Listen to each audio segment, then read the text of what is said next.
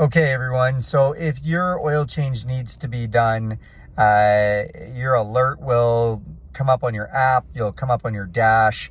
I had my oil change done and then I didn't reset this. So I'm just going to show you how to reset this. The 47 oil percent left is not correct. I had an oil change done. We did it a little bit early. That's okay.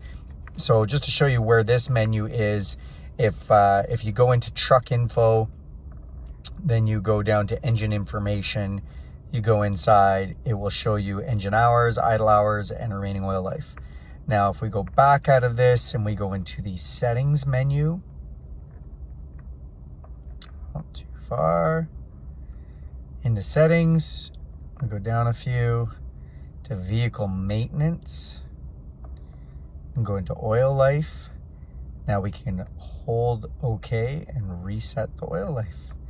There we go. We've reset that. So that is how you reset oil life on your 2021 or 2022 or whatever late generation F-150. All right, thanks a lot for watching this video. Do me a huge favor, click subscribe to this channel. If you want to see more videos like this, go ahead and hit that bell icon and you will be notified every time I make a video. If you like this video, give it a big thumbs up.